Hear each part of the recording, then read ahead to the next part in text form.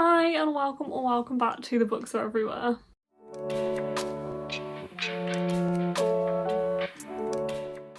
So today I am here with my kind of last 2022-2023 goals, 2022 wrap-up video. I think this is the last one that I want to do, and that is kind of surrounding the end of the year / the start of the new year, and that is to basically have a look at my own spreadsheet and my own stats for 2022.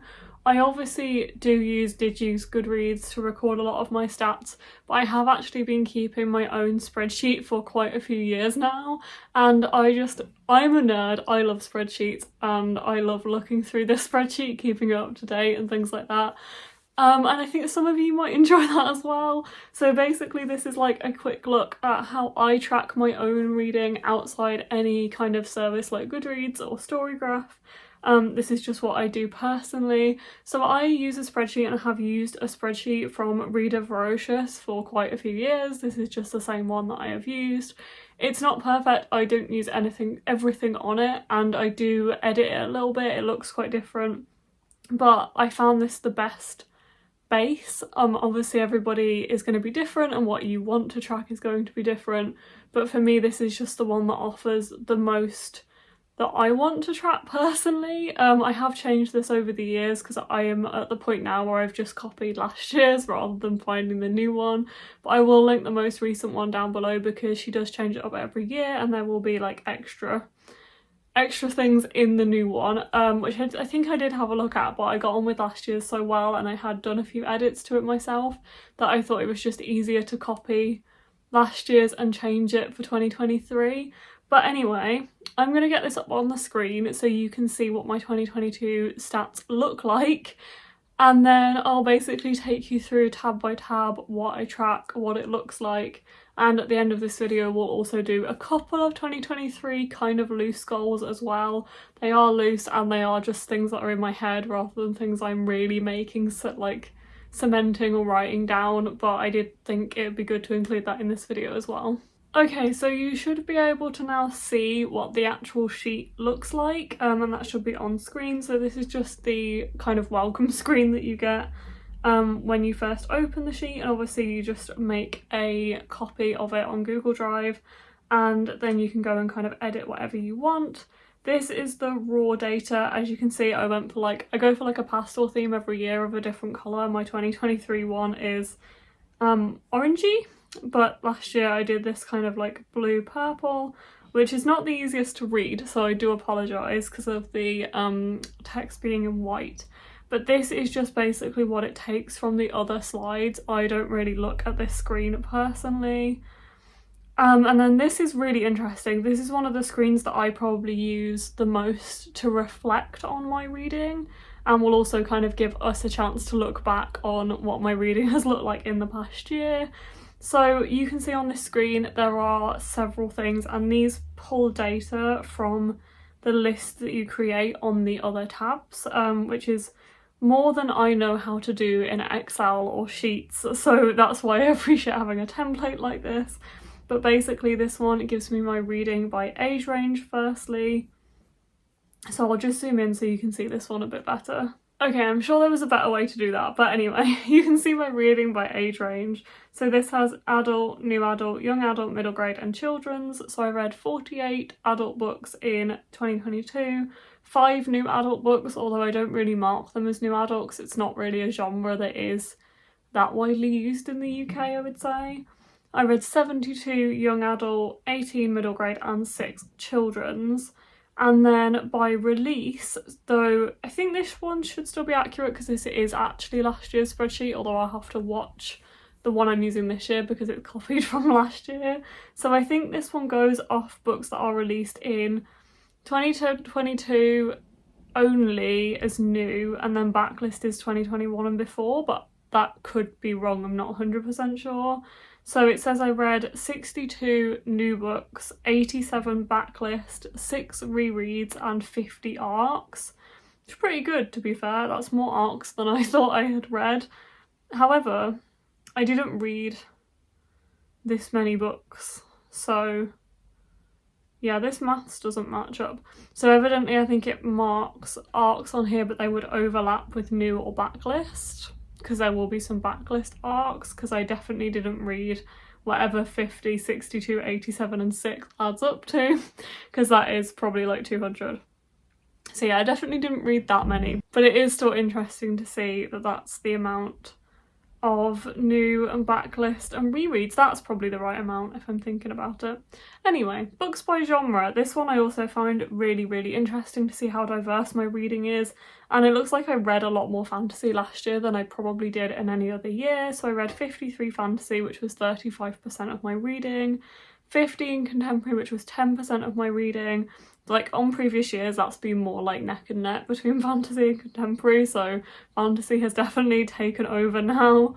I read 4 classics, 5 thrillers, 8 sci-fis, 24 romances, 2 non-fictions, 5 mystery, 2 literary fiction, 6 horror, what's the next, 8 historical fiction and 16 graphic novels. And then on the next line you have reading by source, which I do find quite interesting as well. So 81 of the books I read were bought by me, 50 of them were art copies from publishers, 2 of them were borrowed and 16 of them were gifted. And then by format, I'm not going to say this is 100% accurate, but I do try and make sure that I put my audiobooks on here as audiobooks no matter what I own them as in physical format, because often I listen to books I already own in paperback or hardback. So I've got 48 audiobooks, 32 hardcovers and 67 paperbacks and 2 ebooks, so not many at all. And then my ratings breakdown, which is also quite accurate, because obviously I have been using Goodreads up until very recently and you can only mark them as full stars, but on my spreadsheet I do mark stuff as half stars as well. So I have a whopping 56 4 stars, which is like more than anything else. But anyway, 2 2 stars, 1 2.5 star, 25 3 stars, 23 3.5 stars, 56 4 stars, 23 4.5 and 19 5 stars. That doesn't really surprise me because I think I do often go for 4 stars as kind of like a middling. I should probably try and be more like critical of my own thinking, if that makes sense. But yeah, I do often go for a 4 star. And then this is probably not as accurate because I don't log my arcs as well. I haven't been logging them as well in the most recent months / year. So I'm going to kind of skip over a couple of these. Publishers by type, I read 111 Big 5 publishers and 38 indies and no self-pub, which is probably not that great. I must admit I don't really look that much at publishers when I'm buying books or receiving books. I just read what I want to read, and I do often unfortunately lean towards Big 5, but I'm not going to be super critical of that at this point. Then some of these I just don't use the sheet attached to them, or I don't use them correctly, so they haven't logged across. This one's super interesting though. This one is how I heard about my reads. So 56 books, I heard about them from the author. Now for me, I log it as author, like heard about from the author, if I already knew the author previously or if I've already read the author's work, and that's why I picked up that book, if that makes sense. So say I read a V. Schwab book, I'm going to mark that as author because I know of V. Schwab from her previous work, and then all of the others like social media will be like, or publisher will be a debut. So there was 19 that I found out about on social media and 29 from the publisher. This is obviously hard to track as well, but I do try and track these as accurately as I can. 26 I heard about from friends, 14 from browsing, 5 from bestseller lists. And then I do also log my blog stuff on here, and more recently I've tried to start logging YouTube stuff as well, but I will skip over that because you don't need to know my blog stats. But just if you do have a blog, this is I think included in the spreadsheet, which I do find useful and is why I started using this spreadsheet in the first place. And then I do have a list of arcs. This is not accurate or up to date, so please just ignore it because I probably haven't updated it since summer last year. But this is like a list of proofs that I had, where I got them from, how many pages, the audience, the genre, the publication date, whether I've read it, reviewed it. Retail I just ignore because I think that maybe means if you bought it, not sure. and whether I finished it or not, the status of it. So yeah, I'm trying to use that in 2023. I'm trying to be better. And then this is the sheet. I should zoom out on this. Okay, then 2022 reads is where all of the data comes from that we've just looked at. So this is literally just everything I read in order. The title, the series number, like the number of the book in the series, the author, the year it was published, the genre, the audience, the page numbers, the format I read it in, the rating I gave it, whether it was a reread, whether I've reviewed it, how I found out about it, what the publisher was, and where I got it from. So yeah, that's where all of that data just came from. This is what I try and keep up to date with. As you can see, I was doing great on my reviews up until about October. Yep, November, and then yeah, I have about 50 books probably that I need to review, but we'll just ignore that. And then the next tab is book haul. It's 2022 hauls, and this is basically everything I bought or received in 2022. And you know what, for the sake of transparency, I'm gonna keep that total spend in this video, although this is the reason I track it, because I do want to be aware of how much I spend on books and whether that is something I need to be more aware of. So I am going to keep that in here for now. I am very lucky, like there are 178 books on this list and a lot of them I did get for free in some manner or another, whether it's from the publisher, whether I had a gift card, whether I got it through work in some other way, or I was actually gifted it from a friend or family member or Mark. So I am very lucky in that case that obviously I do get a lot of books for free. And if you work out all of the books on this list, I actually paid, if you work out the average, about £4 a book, so that's obviously pretty damn good. But this has everything I bought or received, when I bought it, the author, the date of publication, how much I paid for it, the format, where it was from, whether I've read it or not, and whether I had it recommended by somebody, or where I found out about it from. I kind of use that tab for. So yeah, there is a lot on here, and this is completely up to date until the end of the year. So this is everything I bought or received in 2022. We then have a Buddy Reads tab, which I do try and keep up to date with, although I did stop in February last year, so I did a real good job last year of keeping up to date on my Buddy Reads on this spreadsheet. But yeah, so I feel like maybe we should just skip over this tab in shame. But there is a Buddy Reads tab if you want to use it. You can put the title, the author, when you're going to buddy read it, who you're buddy reading with, and the page count as well, and what you want to read each day, whether you finished it, reviewed it, the rating you gave it, and any notes. I do try and keep up to date with this, although obviously I really did well with that in 2022. And then we also have the upcoming releases tab, which is books that you pre-ordered or have pre-ordered for the year, which again, I think I managed to keep relatively up to date because this does go up until November, and I am trying to use this in 2023 as well on my new spreadsheet. But this one just gives you a list so you can put which books you've pre-ordered, the author, the publisher, the page count, the genre, the date it comes out, and I've tried to keep mine in order, whether you've requested a proof, whether you've ordered it, whether there was a pre-order incentive or not, which I do mainly mark mine. Most of my pre-orders do have some kind of incentive, whether that's an exclusive edition or a signed copy, or I had a gift with it, or things like that. But yeah, I do find this quite interesting and very useful if you do pre-order a lot from different places as well, and you're not 100% sure whether you did order something or not. It is good to have this to hand. And then the last thing on here is a calendar. Now, this has a calendar for every single month, and it has separate calendars for every single month. So one of the things I have done in my 2023 sheet is actually compile this all into one tab, and then make one of them a blog tab and one of them a YouTube tab, so I can keep up to date with everything I want to blog and everything I want to put on YouTube. So that is really helping me this year so far.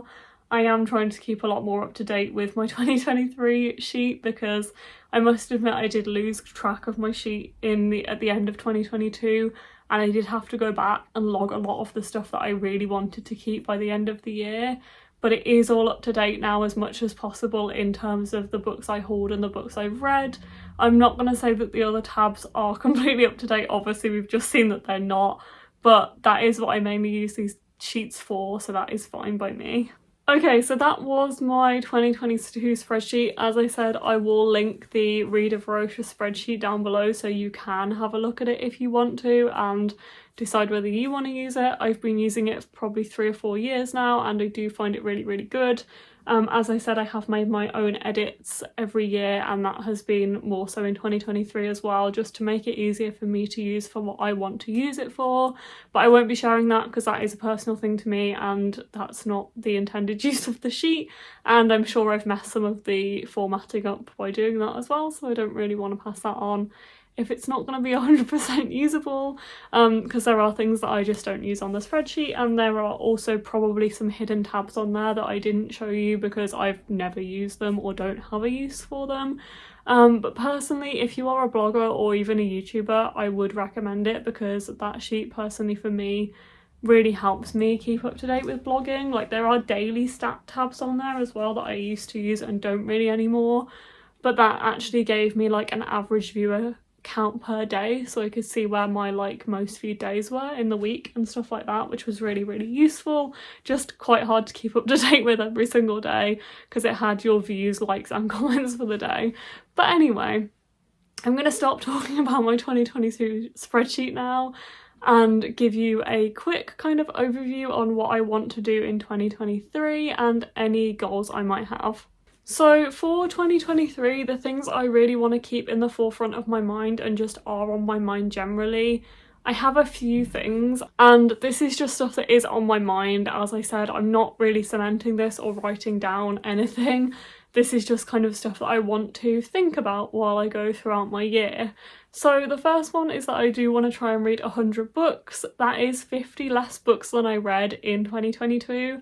However, that is still an amazing amount and I would like to just go back to reading for more enjoyment. Like, I found towards the end of 2022 I was really having to push myself to reach that 150 goal. I'm really glad I did it, but I only just did it and I don't really want to have to strategically plan my reading like that in order to reach a goal. I would rather just read what I want to read, and luckily with my reading speeds and things like that, I can pretty easily reach a 100 book goal, I think. I'm only just keeping up to date with it right now, but January does tend to be a slower month for me. So we will see, but that's personally the goal that I have chosen to go for those reasons, and hopefully it works out. I would also like to try and push myself to read more series. I'm sure I say this every single year, and I've said this in videos already this year, but I would like to try and actually get to some of the series that I've been saying I'm going to get to for the past like couple of years. I guess the next one is kind of just be like aware of what I'm receiving, buying and spending my money on, and just keeping on top of that. Since I have not worked in the bookshop since October at this point, I have definitely bought less books since then, because I think just not being around them all the time you do tend to buy less. I think that's just something that naturally did kind of happen, but I obviously do still receive a fair few and buy a fair few, and that's not something I'm particularly worried about keeping on top of, or because personally for me, like, that's fine. The level I buy books as is fine. The issue I have is space, to be honest, but I just try and find my ways around that, which is why a lot of my shelves are starting to be double stacked, as you can kind of see behind me down on this shelf, but it's obviously blurred out because of the camera. But yeah, just need to be aware of that, really. I think another one which has just kind of come to me now and I am already trying to do is be more respectful of my books in some ways. That sounds really weird and it sounds like I ruined my books, and I completely don't. Like, my books are in pristine condition.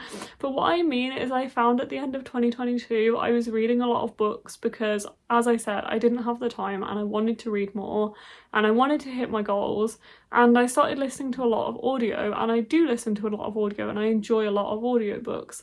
However, I noticed my average rating and my reviews kind of going down. And I do wonder how much of that is reflected in the fact I was listening to a lot on audio and personally finding that I couldn't put the focus and attention on the books that I wanted to. And I think for the start of this year, I've definitely listened to a lot less audio so far. And I think part of that is because I know I can't give the attention and respect that I want to give books. And I definitely think I would have enjoyed some books at the end of 2022 more if I'd have physically read them rather than listened to them. And for that reason, I've kind of backed off audio for a bit, to be honest. And I think I probably will go back to really listening to audio when I'm driving. I'll have a long drive, or I'm exercising or doing tasks around the house, because I was finding that I was listening to audio while I was working and trying to find a balance between tasks I could do at work that I could still pay attention to the audiobooks, which I could for some things but I can't for others, and I was just kind of finding it hard to find the balance there. So I guess in 2023 I just want to be more aware of, like, when I am listening to an audiobook, can I give it my full attention? Am I giving that book the chance that it deserves, basically? And that is something that I want to keep in the forefront of my mind, and is probably one of the reasons why I haven't listened to a lot of audio going into 2023. And last but not least, just kind of a general goal of keeping more up to date, on top of, and organised when it comes to my blog and my Booktube account. I love doing YouTube so much, and I feel like I've really fallen into a pattern with it recently. Touch wood, because I really hope I don't fall out of it now. But I am really enjoying doing it, and it's something that I really love, and I feel like I'm pretty on top of. However, I definitely have neglected the blog in the recent months, and that is partly because I've started a full-time job in recent months, but I think also because I have been putting more of an effort into my YouTube account, the blog has kind of fallen behind a little bit. And in 2023, I just kind of want to try and keep on top of both as much as I can. And I feel like I can do that if I organise myself correctly and if I use my time in the smartest way that I can. And I just want to kind of try and take that into 2023 and continue to do that as much as possible. As I have already mentioned, I have a massive backlog of reviews that I need to write and publish on my blog. And at some point I do actually need to start chipping away at that, because at the moment I haven't actually reviewed a book since the start of November or the end of October, and I am going to forget everything that happened in those books very, very soon. So I would like to try and work away at that backlog, write more blog posts. I have recently given my blog a little bit of a new fresh look, and you can go and check that out if you want to. And I have written a few blog posts for January, but it is only a handful. It's like 3, I think, but that's better than December and November, in which I don't think I wrote any, so it's a little better, and hopefully I can ramp that up as the months go on and start posting more of those backlog reviews as well, and try and post as well some more YouTube videos, keep on top of this as much as possible. I hope you have been enjoying the videos, including today's, because that nicely does bring me to the end of this video. So yeah, I hope you've enjoyed being with me to look through my stats for 2022 and give a quick reflection on the year and a look into 2023 as well. Yeah, I hope you enjoyed this video, and I will see you in the next one. Bye.